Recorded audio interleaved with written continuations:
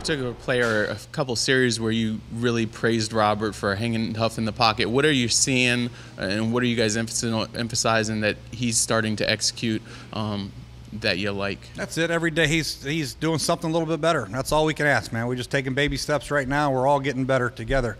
But you can see him starting to have confidence in the pocket and going through his progressions, and that's got to be a consistent theme with him. And not always is that possible with the pocket the way it is, but for the most part he's coming along at a good rate right now. He's doing a great job of exhausting all his progressions, playing a quarterback position with good fundamentals, and getting better. That's all we can do. Jay, this time last year you made a case for why you wanted to have the tough practice during training camp in the morning. The decision to flip-flop that this year and have it in the afternoon, was that because you had a change of heart, or was that made with the needs and convenience of fans in mind, or some kind of hybrid? Well, you have two practices, one walkthrough and one practice in pads that you could do in training camp. Whether you do one in the morning, one in the afternoon is really up to us as a staff. And what we decided was to practice walk through in the morning. We're going to install in the morning, you know, in meetings, walk through the installation, practice in the afternoon, watch a practice tape, and do it all over again. As opposed to trying to install it in the evening and practice in the morning. When you install in the evening, sometimes guys are so tired and they're run down that you don't get their attention. We're hoping that when they wake up bright and early, get a cup of coffee, a good breakfast, we install our stuff, we go out to the walkthrough, we walk through what we just installed, and then we practice it. I think that transition will be better and more learning conducive for the players. The reason I didn't do it last year, quite frankly, is I was worried about the rain in the afternoon. But after going through it, I think we would have only missed 1, maybe 2 days. So if it is a chance of rain or something in the afternoon, we can always flip-flop the practices depending on it. But from a learning standpoint for the players, I think meeting, walk through, practice, watch tape is the best way to do it. Okay. And then regarding these 3 days of mini camp, it seems like such a short window. What just broadly? Wow. Was it something I asked? Was that question you were getting ready to ask?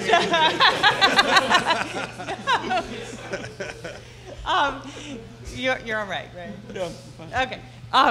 Regarding these 3 days, just broad brush, what do you want to accomplish? What's your goal here? I think what we're trying to do is finish out our OTAs in a positive way. Coming out here and establishing a tempo that we want to establish in training camp. Show them what it's going to be like in training camp, how we're going to walk through in the morning and practice in the afternoon in heat. Let them know what it's going to be like, what we're going to do after practice, how we're going to get ready before practice, all those things to get their minds right so when they take off and go on vacation for these next 4 or 5 weeks, that they know exactly what they're getting into when they come back. And then just always trying to throw in another key situation at them. You know, today we hit a backed up at the -1 yard line coming out, you know what I mean? So there's certain situations that we try to maintain and hit every day, something different. But main thing is just consistency, what to expect when they come back.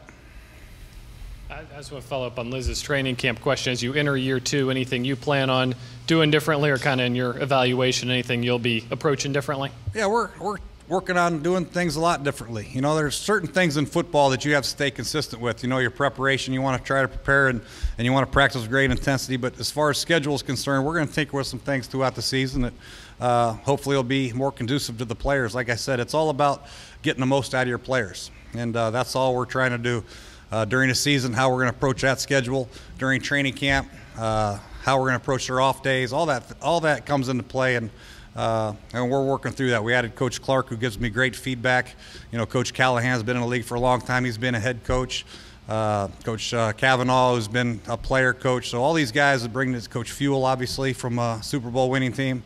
These guys bring a wealth of experience, and I'm tapping into all of it. Jay, get your thoughts on the injured guys and where they stand. Anything different from last week? I think D'Angelo was out. Yeah, you know, those guys who haven't been practicing, they're not going to practice these next couple of days. It's just a matter of continuing the rehab process, make sure we get a good program for them in their time off, or, you know, they take care of themselves so when they get there, they're ready to go. You know, D. Hall, Jordan Reed, Trent Williams, Silas Redd had a little minor injury today. He'll probably be kept out tomorrow. But those are the main guys.